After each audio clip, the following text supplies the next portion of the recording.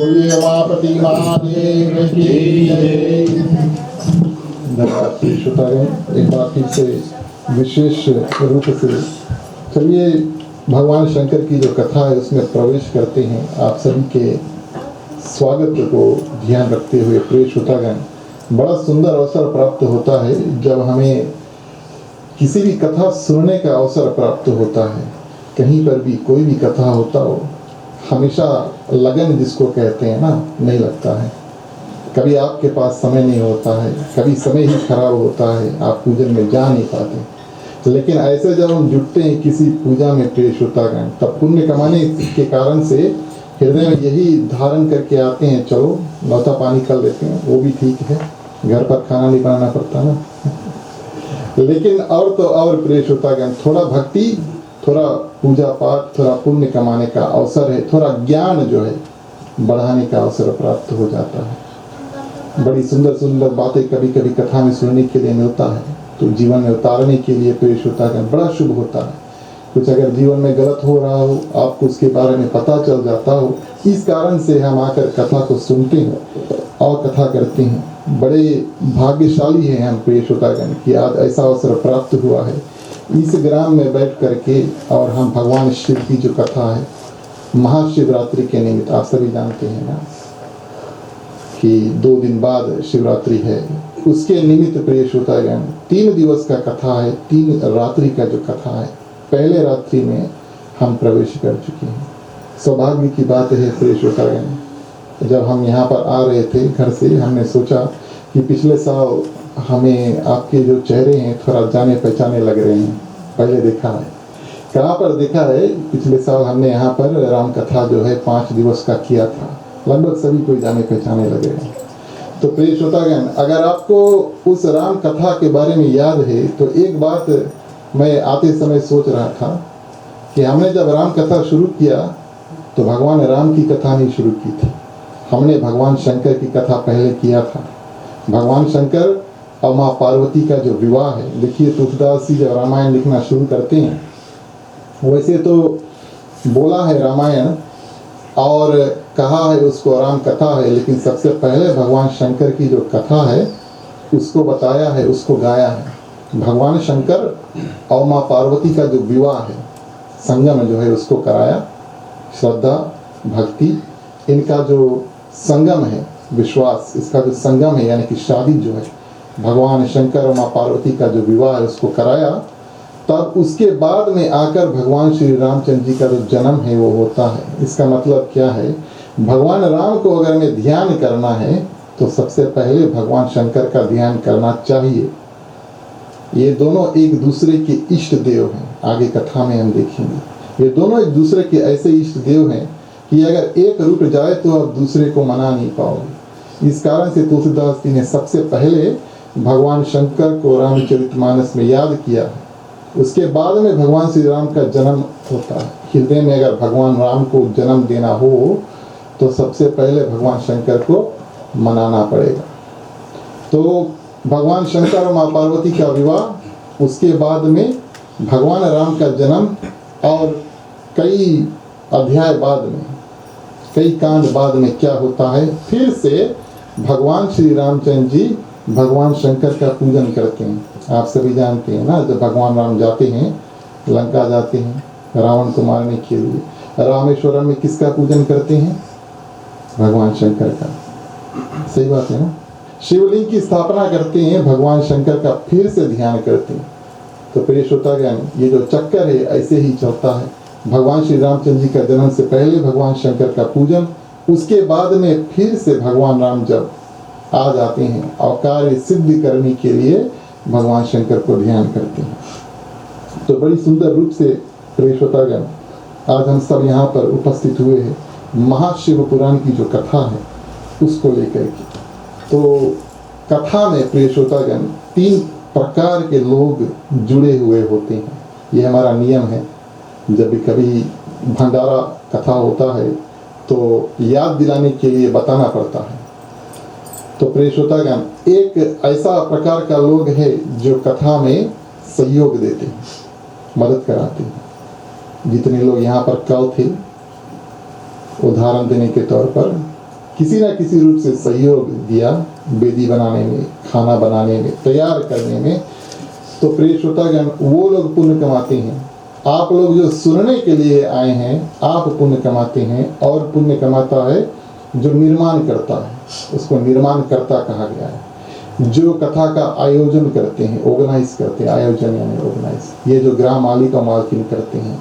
तो प्रिय श्रोतागण, जितना आप मेहनत करते हैं उतना आप पुण्य कमाते हैं। जितना पुण्य श्रोता कमाता है उससे डबल जो सहयोग देता है, जो मदद करता है, वो कराता है, वो कमाता है। ठीक है, श्रोता कुछ पुण्य कमाता है, उसका डबल जो मदद करता है वो कराता है, और उसका ट्रिपल 3 गुना जो निर्माण करते हैं।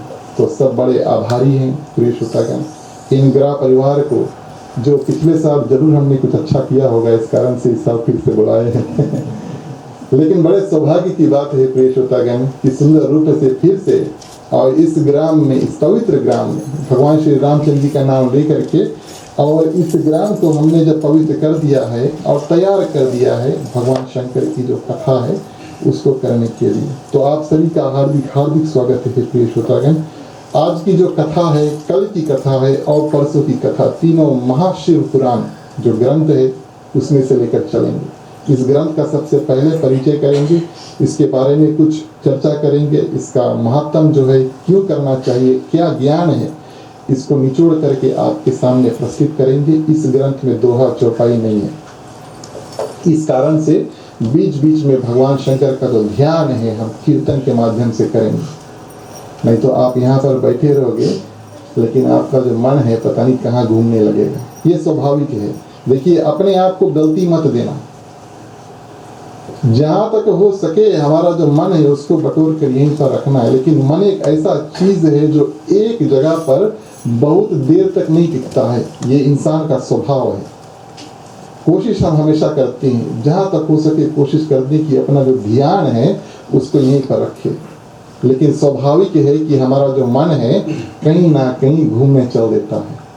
कल वैसे था ना, वो तो टिकट लिया अभी तक चेक नहीं किया, ऐसे कुछ ख्याल करेगा। छुट्टी के बारे में सोचता है, बहुत सा काम है, दिन भर दौड़ते धूपते अब आकर शांत चित्त रूप में यहाँ पर बैठे हैं। ये बड़ी सुंदर बात है। तो प्रिय श्रोतागण, अपनी ओर से और आपकी ओर से प्रयास यानी कि कोशिश करेंगे कि हमारा सबका जो मन है वो यहीं पर रहे। तन और मन का संगम होना चाहिए। ऐसा नहीं कि तन यहीं पर बैठा है, मन कहीं और घूम रहा है, तो कथा सुनने का जो फल है वो प्राप्त नहीं होता है, क्योंकि मन यहाँ पर कथा में लगा हुआ नहीं। इस कारण से क्या करेंगे, कथा करेंगे, उसके बाद में भगवान शंकर की जो चर्चा है कीर्तन के माध्यम से करेंगे। आप सभी से आग्रह करेंगे कि ताली वगैरह बजाओ। अगर सोने जा रहे हो तो जल्दी से फिर से जग जाओ, फिर से कथा सुनने के लिए तैयार हो जाओ। तो 3 दिन का जो कथा ऐसे चलेगा और लगभग 9 बजे आरती जो है उसको करेंगे। आप सभी से आग्रह करेंगे उस समय, अभी नहीं, आकर और बारी बारी से आरती करें। उसके बाद में प्रसाद और महाप्रसाद। तो प्रिय श्रोतागण, जैसे कि हमने आपसे बताया, सबसे पहले महाशिव पुराण जो है उस ग्रंथ में श्रोता के कुछ नियम बताए गए हैं। ये कुछ अलग नहीं है। देखिए, रामचरितमानस में, श्रीमद् भागवत में, महाशिव पुराण में, देवी भागवत में वक्ता यानी कि जो कथा बोलता है और श्रोता जो कथा सुनता है जैसे आप, इन सब के नियम बताए गए हैं। ये कुछ अलग नहीं है, ये सब एक ही है, क्योंकि बताने वाले लगभग में एक है। सूजी महाराज, तुलसीदास जी ने रामायण का निर्माण किया है। बचा कुचा 18 जो पुराने उस सूजी महाराज ने अपने मुख से गान किया है। इस कारण से जो नियम है प्रिय श्रोतागण वो लगभग में एक ही है। तो सबसे पहले मन और तन को साफ करके, और खास तौर से प्रिय श्रोतागण शिव कथा जो है उसमें तन और मन जो है वो साफ करके आओ। तन साफ करते हैं किस रूप से? तन साफ करते हैं नहा करके।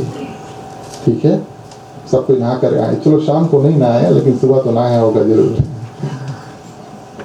और मन को साफ करते हैं भगवान का नाम लेकर।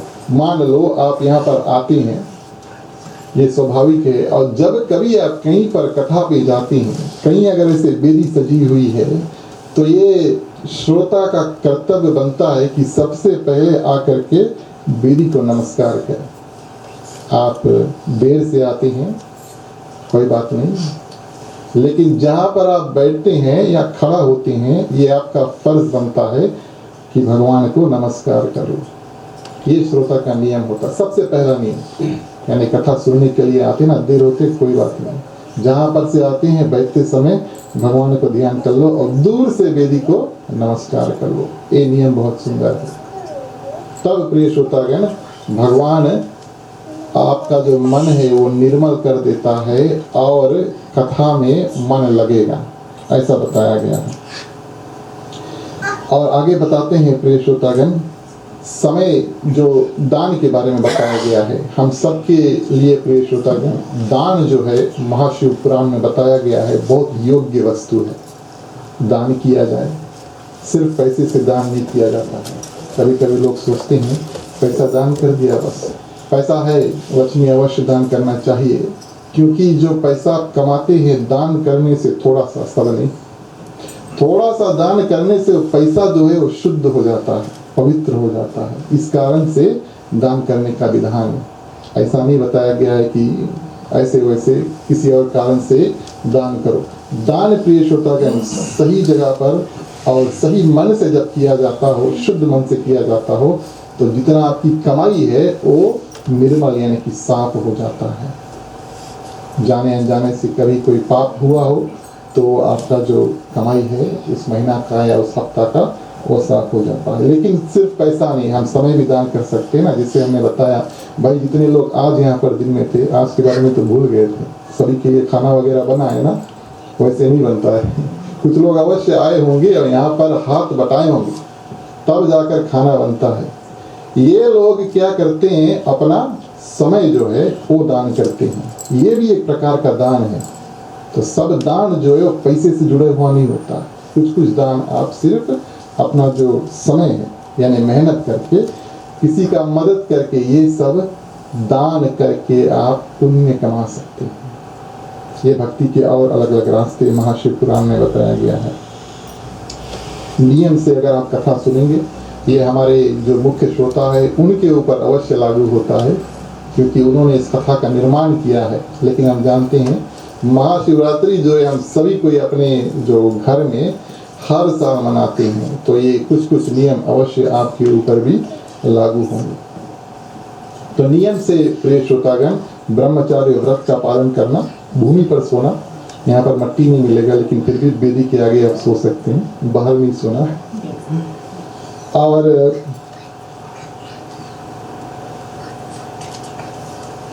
खाने के बारे में बताया गया है प्रिय श्रोतागण, क्या खाएं और क्या ना खाएं। सबसे पहले अगर आप व्रत कर सकते हैं तो बड़ी सुंदर बात है, योग्य रूप से अगर आप में शक्ति है, अगर आप किसी प्रकार से व्रत कर सकते हैं, खाना से वर्जित यानी कि खाना आप त्याग सकते हैं, 3 टाइम या 2 टाइम या एक भी टाइम आपने मान लिया अपने हृदय में, चलो दिन भर पूजा करेंगे, शाम को कथा करके और कथा के बाद में, प्रसाद के बाद में भी खाना खाएंगे, वो भी ठीक है। कुछ लोग हम जानते हैं नियमक वगैरह जो है वो त्याग देते हैं। तो ये अलग अलग रूप के जो त्याग है प्रिय श्रोतागण, जितना ज़्यादा किया उतना पुण्य मिलता है, लेकिन ध्यान रहे कि योग्य उतना होना चाहिए, ठीक है। ऐसा नहीं कि अगर आपके तन में उतनी शक्ति नहीं है, शक्ति अनुसार प्रिय श्रोतागण, ये हमारे ग्रंथों में बताया गया है कि जितना भी भक्ति है उसको शक्ति अनुसार करना चाहिए। धीरे धीरे जब भक्ति करते करते धीरे धीरे आपकी जो शक्ति है वो बढ़ेगी। ये बताया गया है हमारे ग्रंथों में कि जो जो लोग बहुत पूजा पाठ करते हैं, कुछ दिन बाद अगर ध्यान से पूजा करते रहे, भगवान की कृपा होती रही, भजन जिसका बढ़ता है वजन उसका कम होता है, यानी कि वेट उसका डाउन होता है, ठीक है। जिसका भजन बढ़ेगा उसका वेट डाउन होगा, ऐसा कहा गया है। ध्यान है ना, तप, ध्यान, त्याग और व्रत वगैरह करके प्रिय श्रोतागण थोड़ा सा वेट लॉस भी कर सकते हैं। बोलिए उमापति महादेव की। तो प्रिय श्रोतागण,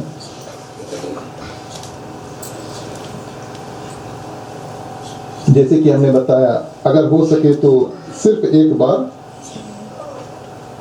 भोजन करें।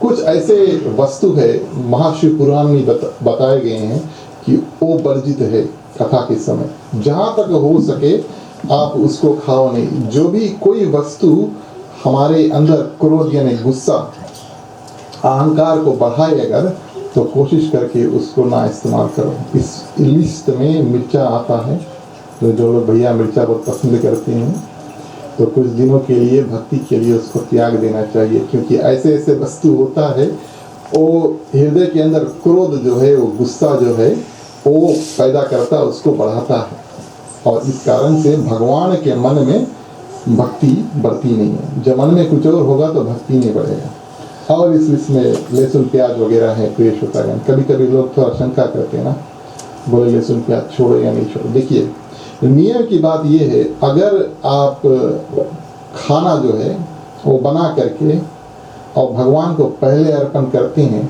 बोले दिन में खाना बना लिया, उसको निकाल करके पहले यहाँ पर वेदी पे अर्पण कर देंगे, कथा समाप्त हो जाएगा तब हम उसको चखेंगे, यानी कि खाना चढ़ाने का काम आप करते हैं, तब उसमें लहसुन प्याज वगैरह मत छोड़ना, ध्यान दें, ठीक है। अगर आप वेदी पर लेकर आ करके खाना भात तरकारी जो भी है चढ़ाते हैं कभी किसी भी पूजा में, उसमें कभी लहसुन प्याज मत छोड़ना। किसी भी भगवान को लहसुन प्याज पसंद नहीं है, इस बात का ध्यान रखना। नहीं चढ़ाते तो कोई बात नहीं है, हम आपके ऊपर छोड़ देंगे। और आगे बताते हैं प्रिय श्रोता कि जो जला खाना हुआ है, खास तौर से जब नियम करते हैं ना, कथा वगैरह सुनते हैं, जला खाना है, बासी खाना है और ऐसा अन्न वगैरह प्रिय श्रोतागण ग्रहण मत करें। तो बड़े सुंदर रूप से प्रिय श्रोतागण शांति चित्त रूप से कथा को सुनना है, और जितने दिन आप कथा सुनते हैं, जितना आपका हृदय और मन शांत रहता है, उसके बाद में आपका जीवन उतना शांत हो जाता है। जितना क्या कहते हैं उसको, जितना मेहनत इन 3 दिनों में हम कर लेते हैं, कुछ दिन के लिए हमारे काफ़ी संकट कट जाते हैं, ठीक है, ऐसा बताया गया है। और कोई भी व्यक्ति प्रेष होता है, अभी आगे की कथा में हम देखेंगे कि किस किस व्यक्ति को कैसे कैसे इस पूजा करके और मुक्ति का प्राप्ति हुआ, क्यों करिए पूजा, महात्मा में देखेंगे। कोई भी दरिद्र हो, पापी हो, भाग्यहीन हो, संतानहीन हो, ऐसा कहा गया है, पुत्र होने कर इच्छा जोई, निश्चय शिव प्रसाद हुई, शिव चासा भी करेंगे। जिन जिन लोगों के मन में हृदय में ये धारण है कि पुत्र हो जाए, पुत्री हो जाए, उनको अवश्य भगवान शंकर का पूजन करनी चाहिए। बचे कुछ देवी देवता कोई बात नहीं, लेकिन भगवान शंकर को पकड़ लो और खास तौर से सोमवार को ही पूजन करो, अवश्य आपके संतान होंगे। ये बात शिव चासा में बताई गई है। बस क्या करना है, नियम से ध्यान से करना है, और उसको छोड़ना नहीं। ऐसे नहीं कि 1-2 साल कर लिया कुछ नहीं हुआ बस ऐसा नहीं करना है। देर से ही सही लेकिन दुरुस्त आता है, तो भगवान शंकर कृपा करते हैं, ऐसा कहा गया है। पुत्र होने का निश्चय जो भी पुत्र चाहता है, निश्चय शिव प्रसाद के हुए।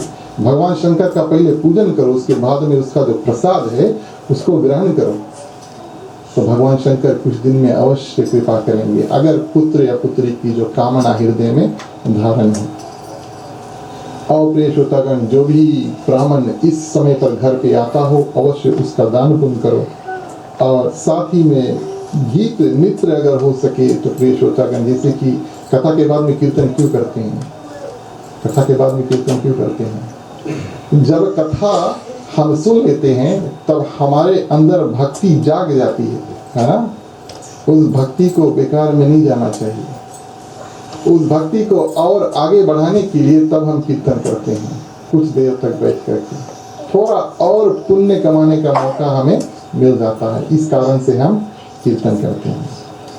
तो ऐसे प्रिय श्रोतागण, सूत जी महाराज जिसने इस ग्रंथ को लिखा है और इस कथा को बताया है, सनक आदि ऋषि 88,000 ऋषि से ऐसे बताते हैं। श्रोता के जो नियम हैं प्रिय श्रोतागण इस तरह से विधि विधान का पालन करके और इस कथा को सुनो तब उत्तम फल प्राप्त होता है।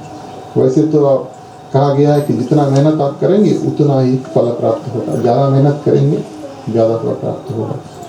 तो इस तरह से प्रिय श्रोतागण इन नियमों का ध्यान करके अब हम क्या करेंगे, अपने मन को तैयार करेंगे। अपने नियम तो सुन लिया ना, श्रोता के जो नियम है वो सब सुने थे। अब अपने मन को तैयार करेंगे, भगवान शंकर जो है उसका ध्यान करेंगे और 3 दिनों में प्रिय श्रोतागण कितना ज़्यादा हो सके लाभ उठाएंगे, ऐसे मन में धारण करके तब इस कथा को आगे बढ़ाते हैं। लेकिन सबसे पहले भगवान शंकर को मन में धारण करेंगे, भगवान शिव की जो चालीसा है उसका पाठ करेंगे। अगर आप इसका वाक्य जानते हैं अवश्य आप हमारे साथ में इसको गा सकते हैं। चलिए सभी कोई अपने मन में भगवान शंकर को बैठा लेते हैं। किसके माध्यम से? भगवान शिव की चालीसा से। बोलिए उमापति महादेव की जय। जय गणेश गिरजा सुवन मंगल मूल सुजान, कहत अयोध्या दास तुम देव अभय वरदान। जय गिरजापति दीन दयाला, सदा करत संतन प्रतिपाला। जय गिरजापति दीन दयाला, सदा करत संतन प्रतिपाला।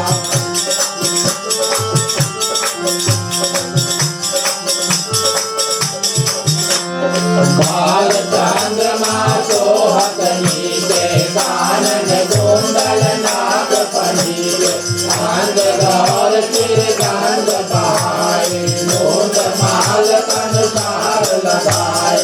वास काल बादाम्बर सोहे, सबको देख नाग मुन मोहे। जय गिरजापति दीन दयाला, सदा करत संतन प्रतिपाला।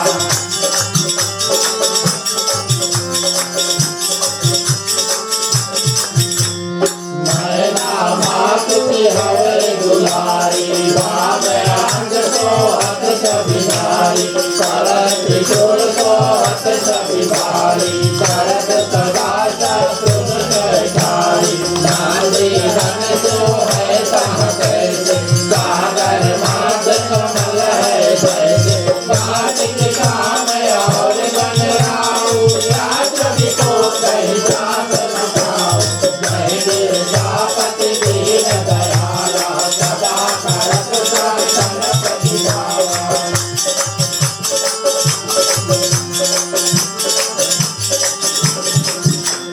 देवन जबरी जाय पुकारा, तबरी दुख प्रभु आप निवारा। किया उपाद तारक भारी, देवन सब मिल तुम्हें दुहारी। तुरत बकानन आप पठायो, लव निवेश नहार गिरायो। आप जलंधर असुर सहारा, सुवच कुमार दिव्य संचारा। जय गिरजापति दीन दयाला, सदा करत संतन प्रतिपाला।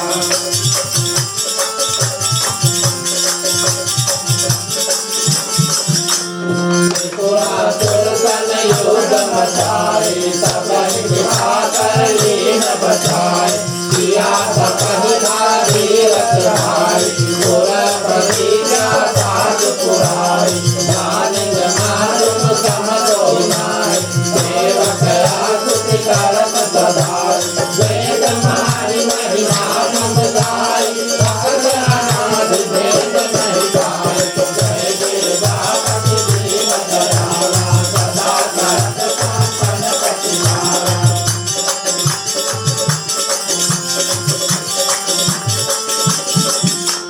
भगत उठारि वतन में जाला, भरत सुरासुर भय बिहाला। दीन दया तह धरि सहाय, नीलकंठ सब नाम कहाय। पूजन रामचंद्र जग दीना, गीत जलांचल गीत जगीना। काट कमल में हो रही धारी, दीन परीक्षा सब पुरारी। जय गिरजापति दीन दयाला, सदा करत संतन प्रतिपाला।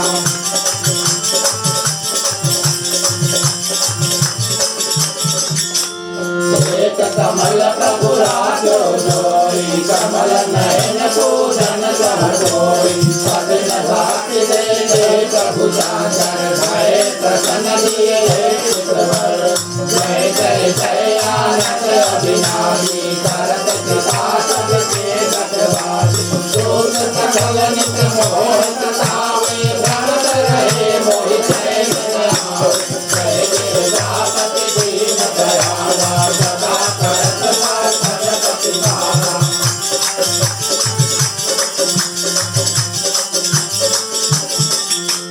त्राहि त्राहि मैं नाथ पुकारो यही अवसर वही आन उधार मात पिता भ्राता सब होई संकट में पूछत नहीं कोई स्वामी एक है आस तुम्हारी आए हरो मम संकट भारी धन निर्धन को देख सदाई जो कोई चाहे सो फल पाए जय गिरजापति दीन दयाला सदा करत कांचन प्रतिपाला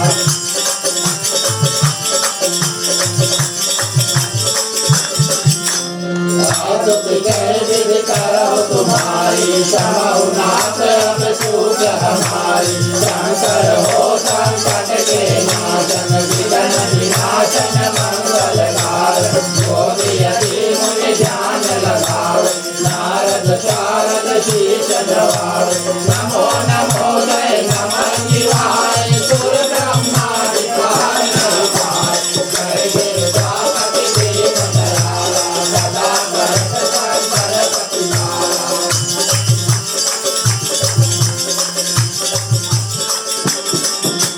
जोया पाठ करे मन लाए पर हो कर शंभु सहाय दुनिया जो कोई हो अधिकारी पाठ करे तो पावन हाय पुत्र होन कर ईसा सोई नित्य शिव प्रसाद सही होय पांडित कयो गति बोलावे ज्ञान पूर्वक होम करावे जय गिरजापति दीन दयाला सदा करत साधन प्रतिपाला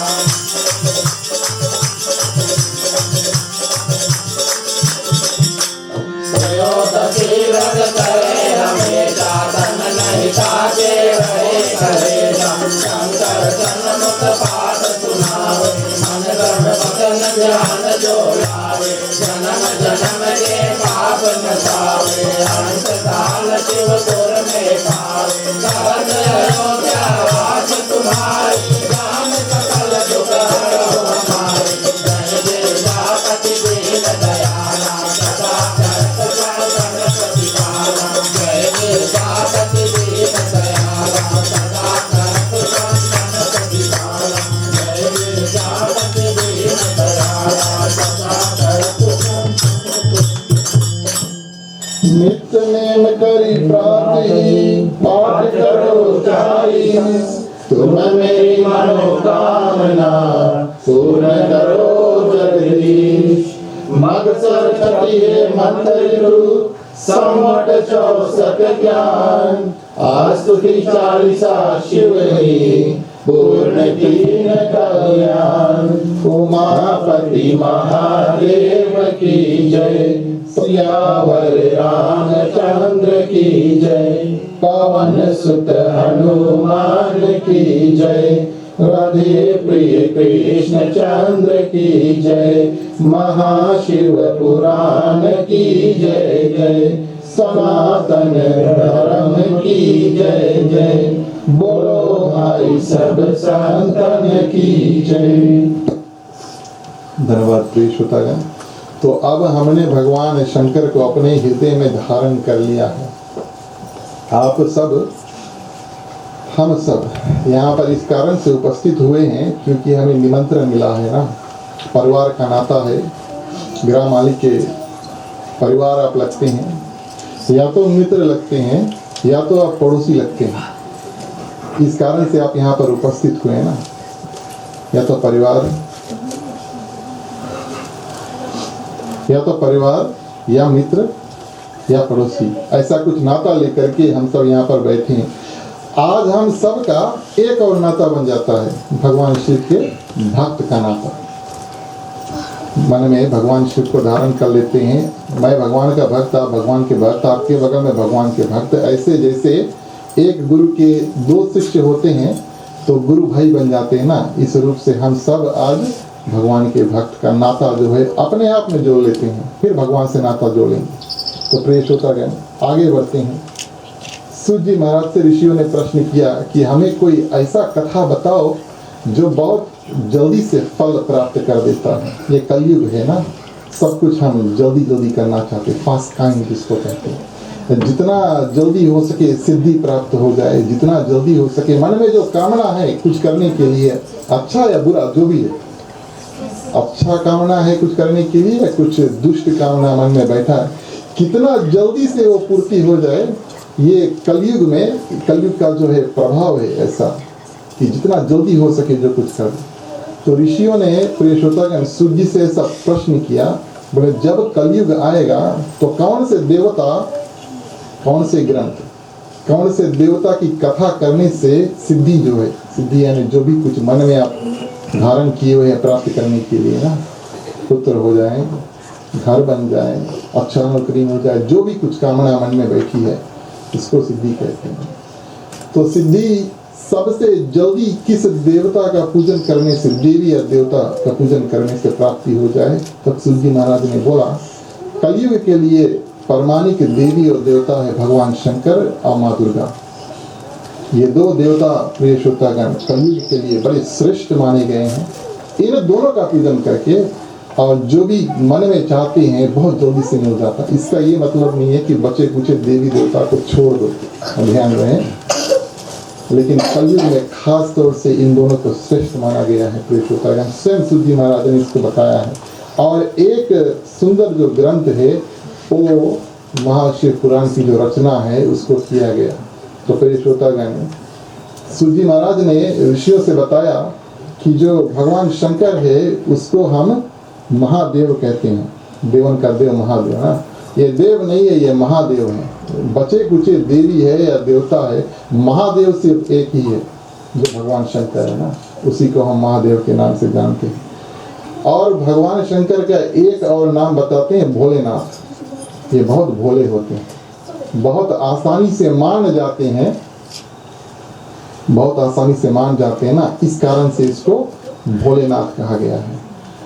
पल भर में मान जाते हैं और परिणाम क्या होगा मानने के बाद में प्रिय श्रोतागण इतना नहीं सोचते। बचे कुचे जो देवी देवता होते हैं आप सभी जानते हैं, जब आप मंदिर में जाएंगे, खास तौर से भारत में अगर कभी मंदिर में गए तो अगर ऐसा होगा कि आप दिन में गए, मान लो जो भारत गए हैं वो जानते होंगे, अगर आप दिन में मंदिर में पहुंच गए, कभी कभी मंदिर बंद होगा। अगर बंद होगा तब समझ लेना कि भगवान विष्णु का किसी भी अवतार या देवी का किसी भी अवतार का मंदिर है, इस कारण से बंद है। भगवान शंकर के जो मंदिर है पूरे तरह से खुले रहते हैं, जहाँ तक हो सके दिन भर खुले रहते हैं। उनके मंदिर में यहाँ तक कि गांव में ना, गांव में अगर होता है तो मंदिर में छत नहीं होता है और दरवाज़ा वगैरह भी नहीं होता। जब चाहो आप जाकर और उनसे मिल सकते हो और उनका जो ध्यान है वो कर सकते हैं। भगवान विष्णु के जितने भी अवतार है उनके मंदिर में थोड़ा समय के अनुसार जाना पड़ता है ना, आरती का दर्शन होगा, भगवान के दर्शन का समय आएगा तब पर्दा जो है खेतन जो उसको निकालते हैं, तब आप दक्षिणा वगैरह लेकर के भगवान का जो दर्शन है उसको करेंगे। लेकिन भगवान शंकर का मंदिर हमेशा खुला रहता है, उनका दरबार प्रिय श्रोतागण ऐसा खुला रहता है। जो लोग यहाँ पर पिछले बार राम कथा में आए थे उन्होंने ये बात का ध्यान जरूर किया होगा कि हमने पिछली बार यहाँ पर मंडप बनाया था, है ना, छतरी था। भगवान शंकर प्रिय श्रोतागण जब बैठते हैं कैलाश पर्वत पर उनके ऊपर छतरी नहीं होती ना, इस कारण से हमने छतरी लगाया नहीं। जब भगवान वैसे बैठ सकते तो हम क्यों नहीं बैठ सकते। बोलिए उमापति महादेव की। तो प्रिय श्रोतागण कहने का ये मतलब है ऐसे देवता है भगवान शंकर जो पल भर में मान जाते हैं, भक्तों का इतना कल्याण करते हैं, उनके बारे में इतना सोचते हैं कि उसका परिणाम उनके लिए क्या होगा इसके बारे में नहीं सोचते। जितना भी भक्त जो भी कोई सिद्धि प्राप्त करने के लिए निकलता उनको दे तो देते हैं, उसका परिणाम उसका रिजल्ट क्या होगा इसके बारे में नहीं सोचते। ऐसे दयालु भगवान शंकर है। एक कथा महाशिव पुराण में आई है, सूत जी बताते हैं, ऋषियों ने पूछा ना कितने दयालु हैं, क्या करते हैं, अपने बारे में सोचते नहीं है। तब सूत जी महाराज ने क्या किया, और भस्मासुर की कथा जो है उसके बारे में बताया कि एक ऐसे राक्षस थे, उसका नाम जो था सबसे पहले वृकासुर था। ध्यान रहे, भस्मासुर उसका नाम शायद आप लोगों ने सुना होगा। भस्मासुर जो है उसका नाम बाद में पड़ता है, सबसे पहले उसका नाम वृकासुर था। ये राक्षस जो है, राक्षस था, भगवान शंकर के लिए प्रेष होता गया नहीं, क्योंकि उनका दरबार हमेशा खुला रहता है ना, सभी के लिए खुला है। भूत हो, प्रेत हो, चंडाल हो, जो भी हो, दरिद्र हो, जिस किसी भी रूप में, जिस किसी भी योनि में प्रेष होता गया ना, जो भी कोई प्राणी भगवान शंकर का पूजन करता है, भगवान शंकर उनको स्वीकार करते हैं। इसलिए जितने भूत प्रेत हैं वो सब भगवान शंकर के पूजन करते हैं और किसी देवी देवता के पूजन नहीं करते हैं। लेकिन डरना मत, ऐसा नहीं कि अगर हम भगवान शंकर का पूजन करेंगे तो भूत प्रेत हमारे आसपास घूमेंगे, ऐसा नहीं होगा। अगर हम भगवान शंकर का पूजन करेंगे तो भगवान शंकर का इतना प्रभाव है भूत प्रेत पे कि वो आपसे दूर रहेंगे। इस बात का ध्यान रखना। कभी भी किसी भूत प्रेत का संकल्प अगर आपके जीवन में हो जाए तो भगवान शंकर का ध्यान करने से, क्योंकि वो सिर्फ एक देवता को मानते हैं जो उनको मानता है, वो है भगवान शंकर। उनका ध्यान किया तो ये होता है ना, तो भूत प्रेत आपके जीवन से अवश्य चल देंगे। ये प्रमाणित है, क्योंकि वो भूत प्रेत जो होते हैं वो सिर्फ और सिर्फ भगवान शंकर को ध्यान करते हैं और भगवान शंकर भी उनको आदर करते हैं। ये बात रामायण में आई है। जो बात रामायण की कथा तो जानते हैं कि जब भगवान शंकर दूल्हा बन के पार्वती मैया के साथ में विवाह करने के लिए जाता है ना, देवी देवता पहले निकल जाते हैं, लेकिन तब भगवान शंकर उन्हीं को बुलाते हैं। भूत है, प्रेत है, चंडाल है, वो सब अपने कब्रिस्तान में से कहाँ से निकल के, प्रेत योनि में से निकल के भगवान शंकर के बाराती बनते हैं। भगवान शंकर उनको इतना सम्मान देते हैं, प्रिय श्रोतागण, कि अपने बारात में लेकर जाते हैं। हम सभी पीजी के ना, जब बारात लेकर जाते हैं तो लिस्ट तैयार करते हैं। अभी तो थोड़ा कम हो चुका है, लेकिन पहले पीजी में जब बस वगैरह आप जानते हैं ना ऑर्गेनाइज करते थे, तो भैया बस में इतना जगह है, लंबा बना लेते हैं, लिस्ट बना लेते हैं। आप आएंगे नहीं आएंगे, अच्छा अगर आप नहीं आएंगे तो किसी और को हम मौका दे देंगे, ऐसा करते हैं। लेकिन भगवान शंकर तो, कहने का क्या मतलब है प्रिय श्रोतागण, कि हम चुनते हैं किसके साथ हम जाएंगे और विवाह करने के लिए। भगवान शंकर किसको चुनते हैं? जिन्होंने उनको सम्मान दिया, यानी कि भूत और प्रेत का।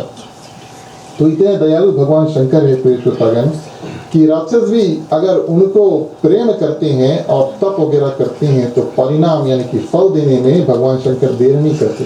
लेकिन ये उनके लिए भी मुसीबत का कारण बन जाता है, लेकिन उसके बारे में नहीं सोचते, फिर भी देते हैं, ऐसा करते हैं।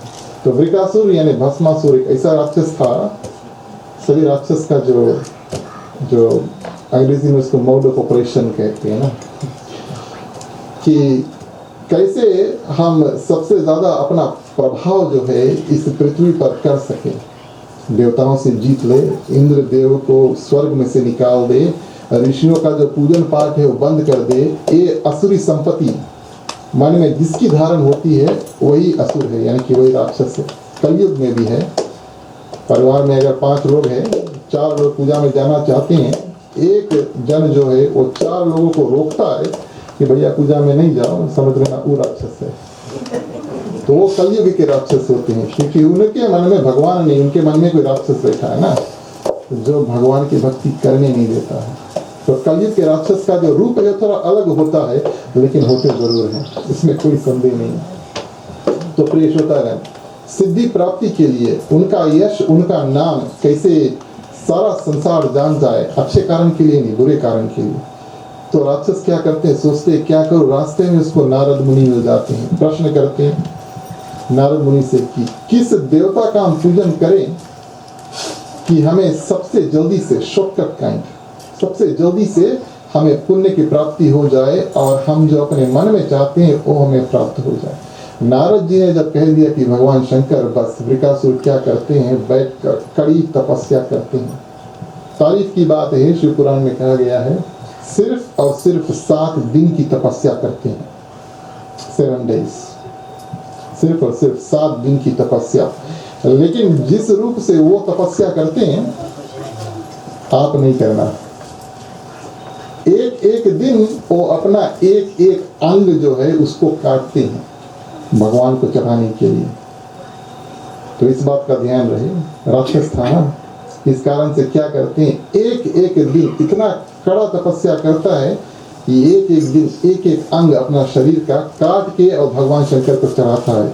हमने आपसे बोला ना, भगवान शंकर को जो भी चढ़ा वो स्वीकार कर लेते हैं, वो भी स्वीकार कर लिया। चलो ठीक है, आखिरी दिन 7वें दिन मस्तक ही बचा है, अपना जो गर्दन है वो काटने जा रहे थे। 7वें दिन भगवान शंकर उनके सामने खड़ा हो जाते हैं। बोलिए उमापति महादेव की जय। तो ध्यान जब देते हैं प्रिय श्रोतागण, कड़ी तपस्या जब देखते हैं, तब भगवान शंकर क्या करते हैं, उनके सामने खड़े हो जाते हैं। और जब खड़े हो जाते हैं तो प्रिय श्रोतागण, अब वर भी मांगा तो कैसा वर मांगा। देखिए, राक्षस और संत के बीच में जो अंतर है, वो वृकासुर यानी कि भस्मासुर बड़े सुंदर रूप से दिखाता है। हमारे सामने भगवान आ जाए तो हम कितने अच्छे अच्छे वस्तु मांगेंगे ना। वृकासुर ने क्या मांगा, भैया जिसके सर पर हाथ रखूंगा वो भस्म हो जाए, ऐसा वर मांगा है ना।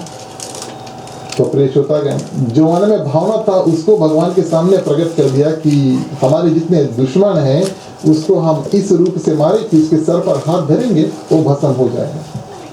भोले बाबा प्रिय श्रोतागण क्या करते हैं, वचनबद्ध हैं और भक्त की कड़ी तपस्या देख करके बोल दिया तथास्तु। चलो ठीक है, भस्मासुर अब उसको देखते हैं और सोचते हैं भोले बाबा ने हमें शक्ति दे तो दी, लेकिन किसी के ऊपर चलेगा कि नहीं चलेगा, थोड़ा परीक्षा ले लेते हैं ना, थोड़ा सा टेस्टिंग कर लेते हैं। बस सामने भोले बाबा खड़े थे ना, उसी के पीछे दौड़ जाते हैं। जिसने प्रिय श्रोतागण, जिसने उनको सहारा दिया और वर दिया, उन्हीं का वो हाथ काटने के लिए यानी कि उसको भस्म करने के लिए दौड़ते हैं। ये राक्षस होते हैं। ठीक है, आपने अगर किसी का कभी मदद किया तो हृदय में ये भावना नहीं होगी कि कुछ दिन बाद वो हमें मदद करेगा। ये तो सौदा हो जाता है ना, बिजनेस डीलिंग जो है। आप पैसा देते हैं, कुछ खरीदते हैं, वो बिजनेस डीलिंग है ना। या आप काम करते हैं और पैसा कमाते हैं, वो बिजनेस डीलिंग होता है। लेकिन पुण्य कमाने की भावना, मदद करने की भावना, प्रिय श्रोतागण, सेवा करने की भावना ऐसी होनी चाहिए कि हृदय से कुछ कर दिया और ये भावना मत रखना कि भैया हमें फिर बाद में कुछ मिली। तो ऐसे राक्षस होते हैं। अगर उनके साथ कुछ अच्छा करो वो आपके साथ में अवश्य बुरा ही करेंगे। ये राक्षस की भावना होती है। भगवान शंकर के पीछे दौड़ जाते हैं। यहाँ से 2-3 कथा आ जाती है कि किस रूप से अब भस्मासुर का वध होता है।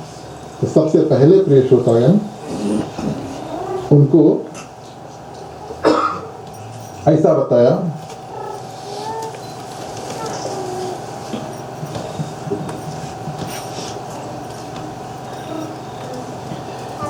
दो कथा यानी कि श्रीमद् भागवत में सबसे पहले बताया प्रिय श्रोतागण कि भगवान विष्णु आते हैं, ब्रह्मचारी रूप में आते हैं, रास्ते में उनको मिल जाते हैं। भस्मासुर दबाता किसको, भगवान शंकर को। रास्ते में भगवान विष्णु मिल जाते हैं बचाने के लिए। हमने आपसे बताया ना, भगवान शंकर भगवान विष्णु दोनों के इष्ट देव, बहुत प्रेम करने वाले, दोनों का ख्याल करने वाले। रास्ते में जब भगवान विष्णु मिल जाते हैं, रुकाते हैं भस्मासुर को, रुको रुको, क्या कर रहे हो। बोले हमें भोलेनाथ ने एक वरदान दिया है, जो अगर किसी के सर के ऊपर हाथ धरेंगे तब वो भस्म हो जाएगा, बस उसका परीक्षा ले रहा हूँ। भगवान विष्णु ने बोला इसका विश्वास तुमने कैसे कर लिया, इसके पास तो वैसे भी कुछ नहीं है, दूसरों को वो क्या देगा। वैसे भी भगवान शंकर के बारे में सोचोगे आध्यात्मिक रूप से, अगर आप सोचोगे एक ओर से आप सोचोगे, उनके पास कुछ नहीं है ना। कैलाश पर्वत पर बिना कपड़े के बैठते हैं, छत भी नहीं है, घर भी नहीं है। क्यों नहीं है, क्यों नहीं? क्योंकि जो मांगता है उसको दे देते हैं, इतना देते हैं कि खुद कुछ नहीं रखते। ऐसे भगवान शंकर हैं, इतना दे देते हैं कि खुद कुछ नहीं रखते। प्रिय श्रोतागण, तो भगवान विष्णु ना क्या करते हैं, भस्मासुर को बताते हैं उसके पास तो वैसे भी कुछ नहीं है, तुम्हें कहा दी। ऐसा कह करके तब भस्मासुर थोड़ा रुकते हैं। तो बोले तुम क्यों ना ऐसा करो, तुम अपने सर पर दूर से हाथ रखो, बगीचे से नहीं, दूर से हाथ रखो। अगर दूर से हाथ रखा और सर तुम्हारा गर्म होने लगा ना, समझ लेना कि शायद तुम्हें वर मिल चुका है। ये भी बात सही है। आप अगर आयन ऑन करते हैं, थोड़ा दूर से हाथ रखोगे तो थोड़ी गर्मी आपको जनाएगी, ठंडा आयन होगा अगर तो आपको गर्मी नहीं जनाएगी ना, जितना दूर से आप रखोगे। सभी जानते हैं, जो कपड़ा आयन करते हैं सभी आयन करते हैं। बस क्या करते हैं, भस्मासुर अपने सर के ऊपर दूर से हाथ धरते हैं, इधर गर्मी महसूस करते हैं, तब तक जो भगवान विष्णु थे उसके हाथ जल्दी से दबा देते हैं और भगवान विष्णु के माध्यम से प्रवेश होता गया ना, भस्मासुर जो है वो भस्म हो जाता है। दूसरे कथा में क्या आता है प्रवेश होता गया, जब भगवान शंकर जाते हैं भस्मासुर को वर देने के लिए, माँ पार्वती साथ में होती है ना। माँ पार्वती बोलते हैं चलो हम भी देखें कैसन भक्त है जो अपने अंग को काट रहा है, उनका भी परीक्षा ले लेते हैं। चलो ठीक है।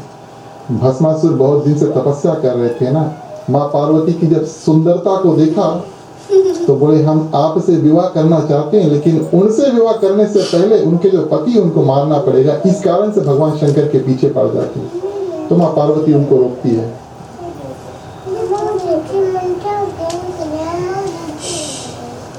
माँ पार्वती इनको रोकती है ना, माँ पार्वती इनको रोकती है, क्यों मार रहे हो? तो भस्मासुर उनसे बोलता है कि अगर हम इनका वध कर देते हैं तो आप हमारी पत्नी जो है वो बन जाएगी। माँ पार्वती ने बोला हाँ, इसमें कोई संदेह नहीं। अगर आप इसका वैसे भी है ना, कुछ कुछ स्त्रियों का, आप किसी का नहीं, कुछ कुछ स्त्रियों का कभी कभी स्वभाव होता है ना, अपने जो पतिदेव उसके बारे में शिकायत करते हैं, कंप्लेन करते हैं। बोले रात भर घर ही नहीं रहे आओ ये खाना खाए चल दे, कहाँ जावे कुछ पता नहीं है, दिन भर काम पे रहे, आते हैं घरे खाना खाए के फिर रात भर निकल जाते हैं। बोले सुबह ही से दर्शन होते हैं, जब उठते हैं ना पतिदेव सोया हुआ रहता है और शाम को आते खाना खाकर फिर के निकल जाते हैं, यानी कि रात में इतने देर से लौट कर आते हैं, एक ही दर्शन नहीं होता ना। तो माँ पार्वती भी ऐसे शिकायत करती है, किससे? भस्मासुर से। बोले वैसे भी जब भोले बाबा रहते हैं कैलाश पर्वत पर तो समाधि में रहते हैं ना भाई, पति और पत्नी का नाता है तो बातचीत अवश्य होना चाहिए।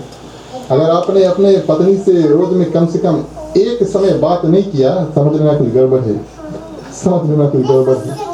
और अगर कुछ गड़बड़ है अभी से सुधार लो भैया, अभी भी समय है। तो माँ पार्वती बताती है जब भगवान शंकर समाधि में चल देते हैं, एक दो दिन छोड़ दो, साल साल समाधि में पड़े रहते हैं, यानी कि ध्यान करते हैं आंख मूंद करके, उसको कोई हिला नहीं पाता। अब मैं अकेले उसके बगल में बैठा करती हूँ। और जब जाग जाते हैं तो घर पर कहाँ रहते, वो तो शमशान घाट चल देते हैं, भूत के साथ में, प्रेत के साथ में, ऐसे ऐसे लोगों के साथ में, राक्षस के साथ में संग करते हैं, है ना। हमारे साथ में क्या रहते हैं, हमारे साथ नहीं रहते, हमारा ध्यान नहीं करते, ऐसे ऐसे शिकायत बढ़ा करके। और माँ पार्वती बताती है। तब भस्मासुर ने पूछा कि ऐसे अगर तुम्हारे पति है उसके साथ में रुके क्यों, किस कारण से, इतना ज़्यादा कंप्लेंट है तो उनके साथ में क्यों रुकी हो? तब माँ पार्वती बताती अवगुण ना, इतने ज़्यादा अवगुण हमने बता दिए, लेकिन एक गुण उनके पास है, वो जो नाचते हैं वो तो दुनिया में ऐसा तीनों लोक में कोई उस प्रकार का नाच नहीं कर पाता है। कैसे नाचते हैं, वास्तविक तौर पर ये बड़ा सत्य बात है। भगवान शंकर जिस रूप से नाचते हैं कोई नाच नहीं पाता। कैसे नाचते हैं, तांडव नृत्य वगैरह करते हैं ना, आप सभी लोगों ने सुना है। एक पांव पर खड़ा होकर के और पूरा घूमते हैं, अपने आप नाचते हैं, डमरू बजाते हैं, हाथ उठा करके, और भगवान शंकर नाचते हैं। माँ पार्वती बोलती है इससे अच्छा बोले पृथ्वी में तीनों लोक में कोई नाच नहीं पाता, इस कारण से बोले हम इसके साथ में टिकी हो। तो भस्मासुर बोला इतना बड़ा तपस्या हमने कर लिया, अपने अंगों को काट लिया, सब कुछ कर लिया, ये नाच क्या चीज है। हम भी आपको नाच करके दिखाएंगे, खाली हमें थोड़ा सा बता दो कि कैसे नाचते हैं, हमने कभी देखा नहीं ना, हमने कभी देखा नहीं है, आप हमें दिखा दो कैसे। माँ पार्वती तो यही चाहती थी, ऐसे ऐसे वैसे करके धीरे से कुछ देर बाद प्रैक्टिस ना, जब आप कहीं पर जाते हैं कुछ करने के लिए, जो लोग फिटनेस इंस्ट्रक्टर के पास जाते हैं जिम वगैरह में ना, तो वहाँ पर आगे कोई खड़ा हुआ होता है, वो बताता ऐसे करो फिर ऐसे करो, ऐसा होता है ना। उसी तरह से माँ पार्वती जैसे हाथ वगैरह करती है, भस्मासुर भी करता है। धीरे से माँ पार्वती अपने सिर के ऊपर हाथ धरती है। भस्मासुर भी उसको देखा ये बात भूल जाते हैं कि वरदान उसको ऐसा मिला, अपने सिर पर हाथ धर जाता है और भस्म हो जाता। बोलिए उमापति महादेव की। तो इस रूप से फ्रेश होता गया ना। इस कथा को इस समय बताने का क्या मतलब है कि भगवान शंकर इतने भोले हैं कि जो वरदान वो खुद देते हैं उसका रिजल्ट यानी उसका परिणाम के बारे में नहीं सोचते। इतने दयालु हैं, इतने कृपालु हैं, इतने जल्द वरदान देने वाले होते हैं प्रिय श्रोतागण। कुछ नहीं, ध्यान सिर्फ करना है। तो ऐसे भोलेनाथ को प्रिय श्रोतागण चलिए कीर्तन के माध्यम से हम सम्मान देंगे। बोलिए उमापति महादेव की।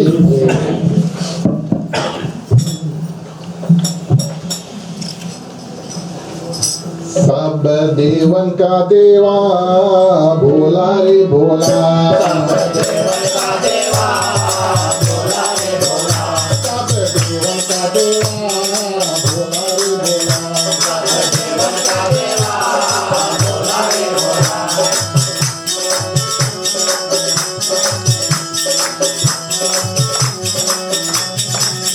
भोला तू ही तो है कैलाशपति, भोला तू ही तो है कैलाशपति, और तू ही पर्वत पर डोले, और तू ही पर्वत पर डोले। सारे बैल की सवारी भोला रे भोला, सब देवन का देवा भोला रे भोला। सब देवन का देवा भोला रे भोला।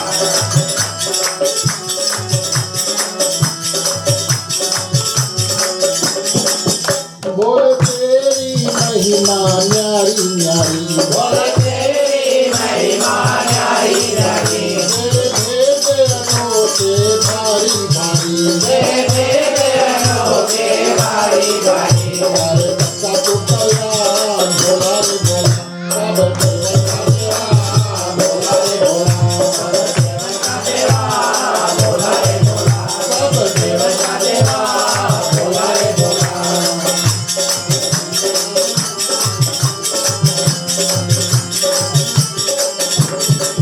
तूने विश्व को अपने तन से भरा, तूने विश्व को अपने कंठ धरा, और भगतन का उद्धार किया, और भगतन का उद्धार किया। तू है विश्व वाले भोला रे भोला, सब देवन का देवा भोला रे भोला, सब देवन का देवा भोला रे भोला, सब देवन का देवा भोला रे भोला।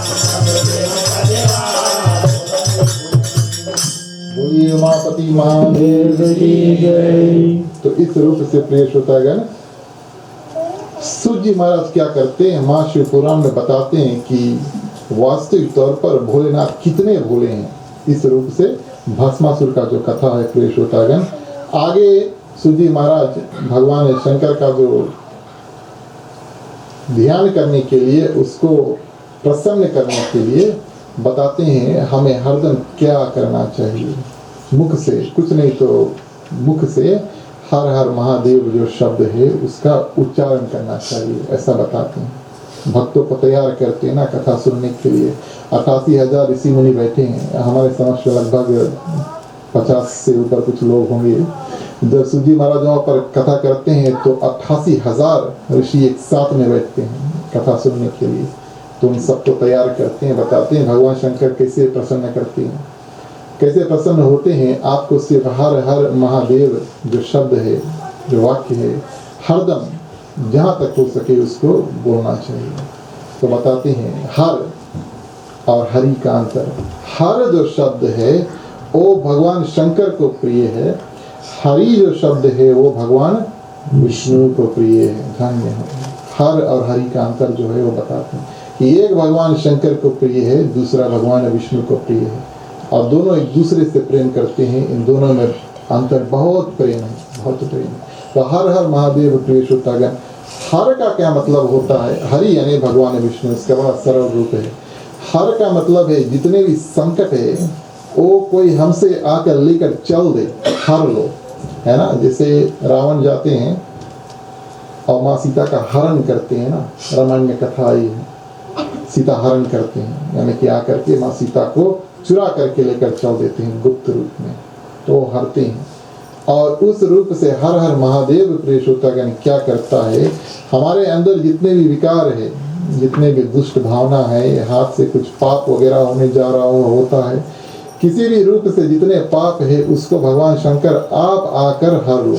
जितना बार हम इस कथा को करेंगे, जितना बार इसको बोलेंगे, उतना भगवान शंकर हमारा जो ध्यान है और ख्याल है रखेगा। एक राक्षस था ऐसा, एक चोर था ऐसा, जीवन भर उसने चोरी किया। उसको भगवान शंकर के बारे में कुछ पता नहीं था ना। दुष्ट लोग थे प्रिय श्रोतागण, तो क्या करते हैं, व्यापारी था और चोर था और डाकू था और उसके कुछ साथी होते हैं। उनका काम क्या होता है कि जाओ एक गांव में थोड़े दिन रुको और क्या करो, निरीक्षण करो, यानी कि देखो, इंस्पेक्शन करो कि किसका जो घर है उसमें जाकर चोरी करना योग्य है। तो प्रिय श्रोतागण, जब जाते हैं किसी का घर देखते हैं और मिलते जुलते हैं, राम जोई वगैरह करते हैं, और उसके बाद में अपने आप में जितने डाकू होते हैं, तो जो उनका लीडर होता है ना, वो जब इनसे कहता है कि हर हर, इनका कोड वर्ड होता है कि हाँ इस घर में हम आज रात को या कल आकर चोरी करेंगे, ये घर बहुत, इसमें बहुत ज़्यादा सोना वगैरह है, इसी घर में आकर चोरी करेंगे, इनका कोड वर्ड होता है। जीवन भर उसने प्रिय श्रोतागण इन शब्द हर हर, बस इतना बोला, हर हर महादेव भी नहीं बोला, सिर्फ हर हर बोल करके जीवन भर चोरी करते गया प्रिय श्रोतागण। अंत में भगवान शिव के पास से उनको लेने आते हैं, विमान में बैठा करके और भगवान शंकर के पास लेकर जाते हैं।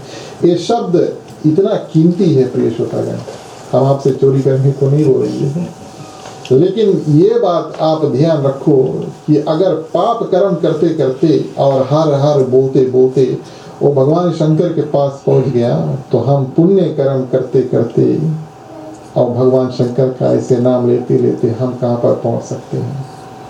पापी अगर प्रिय श्रोतागण भगवान का नाम ले लेकर वहाँ पहुँच सकता है, तो हम पुण्य कर्म जो है उसको करके और भगवान का नाम लेकर के ध्यान से मन में करके क्यों नहीं भगवान तक पहुंच सकते, अवश्य पहुंच सकते हैं। तो ऐसे प्रिय श्रोतागण भगवान शंकर दयालु होते हैं प्रिय श्रोतागण। एक ऐसा संत था जो आते हैं, उनका नियम क्या था, एक के बारे में बताया, चलो लगे बहाने दूसरे के बारे में बता देता हूँ। उनका क्या नियम था कि वह हर साल आएंगे, गंगा नदी में जाएंगे और नहाएंगे। भगवान शंकर, माँ पार्वती उनको हर साल देखते हैं ना, कैलाश पर्वत पर बैठते हैं, बहुत ऊंचा है, देखते हैं हर साल। वो आता है गंगा में नहा कर चल देता है, माँ पार्वती फिर देखती है, वो जाकर फिर झूठ वगैरह बोलता है, बिजनेसमैन है ना, थोड़ा झूठ वगैरह बोल करके अपना डीलिंग वगैरह जो है वो सब करता है। हर दिन झूठ बोलता है, लेकिन साल में एक दिन आकर के गंगा में नहा लेता है। तो प्रिय श्रोतागण, माँ पार्वती को थोड़ा आश्चर्य हुआ, भगवान शंकर से पूछा कि जितना वो पाप साल भर करते हैं, वो आकर एक बार गंगा में नहा लेते हैं, तो उसके पाप का क्या होता है। तो भगवान शंकर ने बोला, चलो हम हमारे साथ चलो, हम आपको बताते हैं। अगले साल जब वो व्यापारी बिजनेसमैन गया गंगा नहाने के लिए, तो एक ब्राह्मण के रूप में भगवान शंकर उनको मिलते हैं गंगा तट पर। उनसे पूछ रहे, तुम क्या कर रहे हो? बोले, महाराज जी, हम यहाँ पर अपने जितने पाप है उसको धोने आए हैं, बिजनेसमैन हूँ, झूठ बोलकर थोड़ा मोड़ा पैसा कमाना पड़ता है। चलो ठीक है। तो साधु भगवान शंकर के रूप में उनसे कहते हैं, आप ये बात जानते हैं कि ये जो पाप आप गंगा माँ में धोते हैं वो कहाँ जाता है? बोले, नहीं, हम तो धोकर चल देते हैं, फिर से पाप करने के लिए फिर आएंगे अगले साल, फिर धोकर चल देंगे। तब वो साधु बोलता है कि अगर आप चाहो तो हम आपको बता सकते हैं। बोले, अच्छा चलो ठीक है, बताओ क्या होगा। गंगा माँ का स्मरण करते हैं, माँ गंगा दर्शन देती है और उनसे पूछते हैं कि ये व्यापारी पाप आप में धोने आता है, आप स्वीकार करती हो? माता जी बोलती, हाँ हम स्वीकार कर लेते हैं, भैया नदी है, बहते रहती हो, जो भी कोई उसमें कुछ डाल देता है हम उसको स्वीकार कर लेते हैं, लेकिन हम रखते नहीं है, हम जा करके समुद्र में दे देते हैं। जितने नदियां हैं ना समुद्र में जा करके मिलती हैं। तो गंगा माँ बोलती है, मैं जितना पाप है सब बटोर करके समुद्र को दे देता हूँ। चलो ठीक है। तो भोलेनाथ बोलते हैं इस व्यापारी को समुद्र के तट पर लेकर जाते हैं, समुद्र के देव को नमन करते हैं, उनको बुलाते हैं। गंगा मैया आपके पास पाप लेकर आती है, आप क्या करते हैं? बोले अब जितने नदी है हम में ही आकर मिलती है और हम अवश्य स्वीकार कर लेते हैं, कभी उनको वापस नहीं करते। हम पाप रख तो लेते हैं लेकिन बहुत देर तक नहीं रखते हैं, हम फिर से वापस वायु में कर देते हैं। जब कड़ी गर्मी होती है ना तो पानी जो समुद्र का पानी है वो फिर से वापस जा करके क्या बनते हैं? बोलो, बादल बनते हैं ना। बारिश कैसे होता है? पानी कहाँ से आता है ना? तो वो जो जितने पाप है बोले हम निकाल के कुछ पानी रख लेते, बचा कुचा जितना पाप बोले ऊपर कर देते, चलो ठीक है। तो वरुण देव को बुलाते हैं, बादल के देवता को बुलाते हैं कि आप इतने ज्यादा पाप जो है बटोर कर रखते हो, उसका क्या होता है? तो बोले मैं जब वर्षा करता हूँ तो सब नीचे गिर जाता है। इस कारण से आप देखेंगे कि जब बादल ऊपर होता है और बहुत चमकता है तब पानी बरसने वाला नहीं है। बादल जब काला हो जाता है तब पानी बरसता है ना? धन्यवाद है। तो बोलता है जब मैं उस पाप का वजन जो है वो रख नहीं पाता हूँ अपने अंदर, तब वर्षा होता है। कहाँ पर वर्षा करते हैं? बोले भैया जितना दिन पाप किया था उसी को वापस कर देता हूँ। बस इस रूप में उस व्यापारी को भगवान शंकर समझाते हैं कि हो सके तो पाप के जो कर्म है वो नहीं करो, क्योंकि वो वापस फिर से तुम्हारे पास किसी न किसी रूप से आ सकते हैं। बोलिए उमापति महादेव की जय। आगे महात्म में बढ़ते हैं प्रिय श्रोतागण, हमारे साथ समय हमेशा भागते रहता है।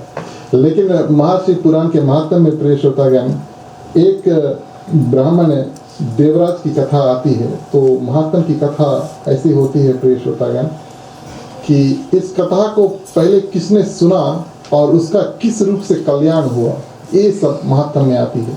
हमेशा महात्म की जो कथा होती है कथा से पहले आती है, ताकि हम अपने मन को तैयार कर लेते हैं कथा सुनने के लिए। फायदा क्या है, क्यों सुने? इस कारण से संतों ने महात्म जो है उसको आगे करा है। एक देवराज ब्राह्मण जो है और ऐसा उनका ऐसा स्वभाव था प्रिय श्रोतागण कि वर्ण से जन्म से तो ब्राह्मण था लेकिन बहुत पाप वगैरह किया करता था और व्यापार करता था। जितना वैदिक धर्म है, ब्राह्मणों का जो नियम है, कुछ नहीं पालन करता था।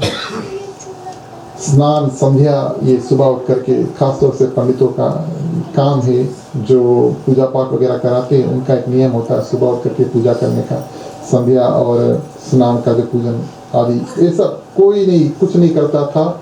बहुत भ्रष्टाचार था प्रिय श्रोतागण और वैश्यागामी भी करता था। घर में पत्नी थी, शुरू में पत्नी बहुत सुशील थी, शुरू में पत्नी बहुत साथ देने वाली थी, लेकिन पति जो है और बचे कुछ स्त्रियों के साथ में घूमना फिरना ऐसे करता था। इस ब्राह्मण का नाम देवराज होता है, महर्षि पुराण में बताते हैं। और जो भी कोई इसके ऊपर विश्वास करता हो उसी को ठगता है। पहले अपने ऊपर सभी का विश्वास कायम करे, फिर उसको ठगे, ऐसे काम करता है। और ब्राह्मण, क्षत्रिय, वैश्य, शूद्र ये सब प्रिय श्रोतागण किसी भी बहाना मार करके सबका धन जो है वो हड़प लेता था। पाप के कर्म जो है ऐसे वो करता था। और जितना भी धन कमाया प्रिय श्रोतागण कभी भी किसी भी पुण्य काम में नहीं लगाया। ये बड़ा मुश्किल बात है। अगर आप जानबूझ के कोई कर्म करते हैं पाप वाला, चोरी वगैरह करते हैं, कोई भी करता है, आप नहीं, कोई भी अगर जानबूझ के अगर चोरी करता है तो ज़्यादातर वो उस चोरी का जो कमाई है किसी रूप से दान कर ही नहीं पाता। ये स्वाभाविक है।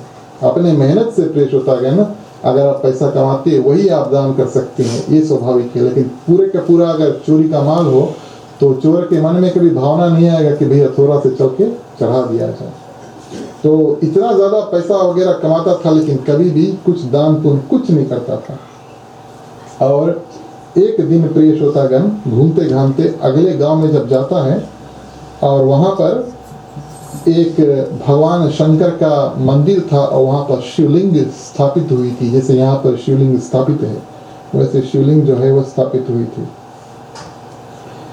और ऐसे वहाँ पर बीमार पड़ जाता है प्रिय श्रोतागण कि वहीं से हिल नहीं पाता है। इतना ज़्यादा बीमार पड़ जाता है कि बस वहीं पर पड़ जाता है ज़मीन में। उसको क्या करते हैं, जहाँ पर मंदिर था उसके बगल में लेकर जाकर धर देते हैं एक घर में, जब तक ये ठीक ना हो जाए इसका सेवा सत्कार वहीं पर हम करेंगे। चलो ठीक है। और इधर यहाँ पर भगवान शंकर का पूजन है, मंदिर है, हर रोज कथा होता है। कौन सा कथा होता है? शिव पुराण का कथा होता है। शिव पुराण का कथा रोज होता है। वैसे तो पापी था लेकिन हिल नहीं पाता ना, इतना ज़्यादा बीमार है, हिल नहीं पाता। इस कारण से और ना चाहते हुए भी उसके कान में इस कथा जो है वो पड़ जाती है। कितनी सुंदर बात है। 1 महीना ऐसा पड़ा था, बीमार था, और भगवान शंकर की कथा सुनते सुनते सुनते 1 महीना बाद वो मर जाता है। ऐसा होता है। तो सबसे पहले प्रिय श्रोतागण, यमराज के जो दूत है, पार्षद है, आकर उसको लेकर जाते हैं और क्या करते हैं, रास्ते में उसको भगवान शंकर के जो पार्षद है वो मिल जाते हैं। और इतना ज़्यादा उन दोनों में युद्ध होता है ना। एक बोले हम लेकर जाएंगे, जिंदगी भर पाप किया है, और एक बोलते हैं हम लेकर जाएंगे नहीं, इसने 1 महीना भगवान शंकर का कथा सुन लिया है, जीतता कौन है। हमेशा जब ऐसे यमराज के साथ में कोई लड़ता है तो यमराज के दूत हमेशा हार जाते हैं। और भगवान शिव के जो दूत है इस देवराज ब्राह्मण को लेकर जाकर भगवान शंकर से मिलाते हैं। इस कथा में इतनी शक्ति है कि अंतिम समय, इस बात का ध्यान देना प्रिय श्रोतागण, कभी यह मत सोचना कि अंत समय हम पूजन वगैरह करके और भगवान के पास चले जाएंगे, ये अवसर शायद प्राप्त ही नहीं हो। इस ब्राह्मण के साथ में क्या होता है, 1 महीना जब कथा सुन लेते हैं, बस महीने के अंत में अपना प्राण त्याग देते हैं। कथा कर के बाद में, कथा सुन के बाद में उनको पाप करने का अवसर ही नहीं प्राप्त हुआ।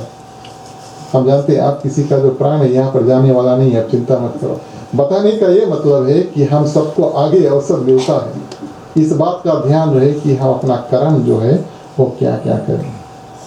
तो प्रिय श्रोतागण, इस रूप से क्या होता है, भगवान शंकर की महिमा और कथा जो है सुन करके ये जो देवराज ब्राह्मण था वो पुण्य की प्राप्ति करके भगवान शंकर के धाम पहुंचता है। माता की जो दूसरी कथा संक्षिप्त में आपको सुनाते हैं। ये एक पति पत्नी बिंदुक और चंचुला, ये महाशिव पुराण में विस्तार पूर्वक में, यानी कि बहुत ज़्यादा डिटेल में इसके बारे में बताई गई है। हम आपको संक्षिप्त में बताएंगे, समय भी भागा जा रहा है ना। तो ये भी एक ऐसे प्रिय श्रोतागण, बस जैसे ही देवराज था वैसे ही ये भी ब्राह्मण था। पशु वृद्धि महाशिव पुराण में कहा गया है कि जिसका सोच विचार जो पशु के समान होता है। भगवान ने हमें इतना अक्ल दिया है ना कि जो जानवर है उससे ज़्यादा अक्ल दिया है। सोचो सही और गलत का अंतर। लेकिन जो व्यक्ति होता है उतना दिमाग रख के भी और क्या करते हैं, फिर भी पशु जैसे सोचते हैं, उसको पशु बुद्धि कहा गया है। पशु बुद्धि यानी कि बुद्धि जो है, बुद्धि तो है लेकिन पशु के समान है। गाय है, बैल है, इस प्रकार का जो बुद्धि है उनके अंदर होती है। तो ये भी ऐसे प्रिय श्रोतागण, बिंदुक नामधारी ब्राह्मण था, बड़ा ही अधर्म करता था, महापापी था। और क्या होता है, शुरू में तो उसकी जो पत्नी होती है, बहुत सुंदर पत्नी चंचुला नाम की होती है, और पतिव्रता धर्म जो उसका पालन करती है। लेकिन घर में पति के पाप के प्रभाव के कारण से वो भी पाप के रास्ते में निकल जाती है। पाप का जो प्रभाव है उतना खराब होता है प्रिय श्रोतागण कि एक पूरा घर नष्ट कर देता है। पत्नी जब शादी करके आती है तो बड़ी पत्नी जो पतिव्रता होती है, भगवान में विश्वास करने वाली होती है, लेकिन पति का जो कर्म देख देख कर, सुन सुन करके और देख देख करके पत्नी भी बस अपने जो पाप के रास्ते में है वो निकल जाती है। और अब क्या होता है प्रिय श्रोतागण, एक बार ऐसा होता है तो जो पत्नी चंचुला होती है, एक बार एक ब्राह्मण जब शिव पुराण की कथा कर रहा था, वहाँ पर ऐसा सुन लेता है कि जो स्त्रियाँ पर पुरुषों के साथ में व्यवहार करती हैं वो उनको मरने के बाद में यमलोक जाना पड़ता है, और जो पति और जो पराई स्त्री है उनके साथ में उल्टा व्यवहार करते हैं, उनको ही हम लोग जाना पड़ता है। हम लोग में बहुत ज़्यादा रूप से उनको, बहुत रूप से उसको पीड़ा दिया जाता है, प्रेरित जो है वो किया जाता है, बहुत ज़्यादा पीड़ा दिया जाता है। ऐसे वचन सुन करके इनके मन में जो भय, भय, डर होने लगता है। कोई कोई लोग भक्ति के कारण से भगवान के पास जाते हैं, कोई कोई लोग डर के कारण से भी भगवान के पास जाते हैं। डर जो है, भय जो है वो ऐसा वस्तु है, कभी कभी हमें और भगवान को नगीच जो है वो कर देता है। और प्रिय श्रोतागण क्या करते हैं, ब्राह्मण के चरण पकड़ लेती है और ब्राह्मण बताते हैं कि अब से तुम भगवान शंकर के नाम जो है उसका जपन करो। और करते करते जब उनका प्राण छूटता है, यानी कि चंचुला का प्राण छूटता है प्रिय श्रोतागण, तब भगवान शंकर के पास फिर से आते हैं, उनको लेकर जाते हैं। शिवगण आते हैं ना, विमान में बैठा करके चंचुला को लेकर और भगवान शिव के धाम में लेकर जाते हैं। उनका तो कल्याण हो गया, लेकिन पति जो था वो पाप करते करते करते करते और मर जाता, उनका कल्याण नहीं होता है। अब देखिए, पत्नी जाती है कहाँ, भगवान शंकर के पास, और पति जाते हैं कहाँ, एक प्रेत बन जाते हैं। प्रेत ऐसे बन जाते हैं प्रिय श्रोतागण, देखिए प्रेत, ये ध्यान की बात है। प्रेत एक ऐसा योनि होता है जो अपने आप उस प्रेत योनि से निकल नहीं पाता है, उसको उस प्रेत योनि में से निकालना पड़ता है ना।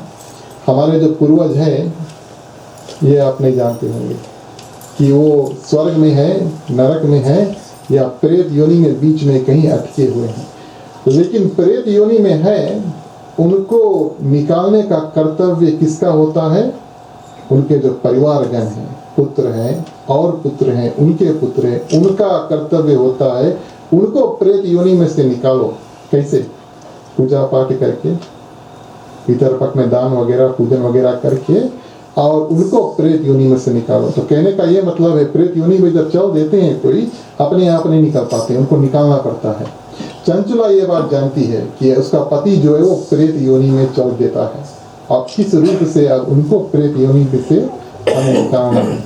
कैसे अब अपने पति जो है उसको प्रेत योनि में से निकाले। बस माँ पार्वती की जो सखी है वो बन जाती है, सेवा करने के रूप में माँ पार्वती की जो दासी है वो बन जाती है। बहुत दिन माँ पार्वती की जो सेवा वो किया, तब धीरे से माँ पार्वती से बोलती है ना।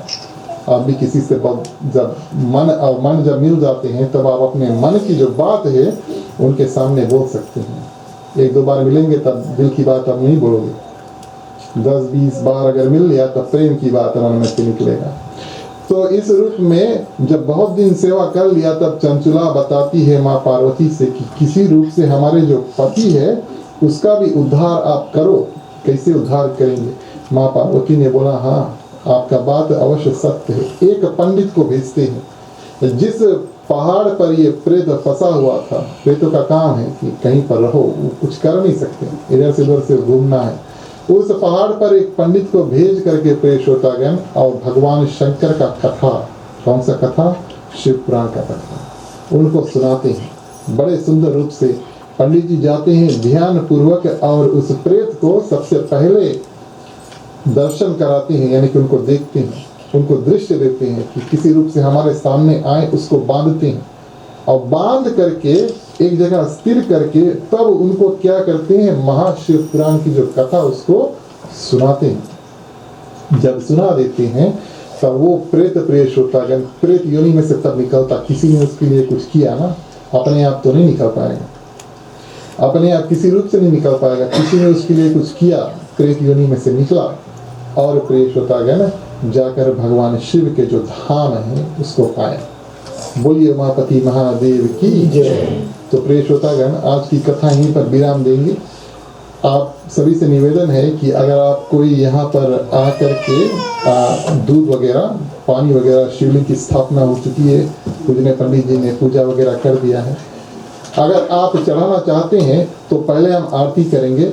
आप सभी से निवेदन है, हम पहले आरती करेंगे, उसके बाद में प्रसाद वितरण के समय भी आप आकर अवश्य दूध और पानी यहाँ पर चढ़ा सकते हैं। सभी के लिए घर मालिक मालकिन हमारे ओर से पूरा खुला मौका है। रात भर रात भर धन्यवाद, शनिवार को धन्यवाद। तो अगर आप चढ़ा सकते हैं प्रिय श्रोतागण, चढ़ाने की इच्छा रखते हैं, यहाँ पर फूल है और दूध भी है, पानी भी है, जो कुछ आप अपने मन इच्छा अनुसार आकर के शिवलिंग को चढ़ा सकते हैं। लेकिन पहले आरती करेंगे, प्रसाद वितरण, और उसके बाद में कीर्तन वगैरह होगा, तब आकर अवश्य कर सकते हैं। तो आप सभी से आग्रह करेंगे कि खड़े हो जाएं।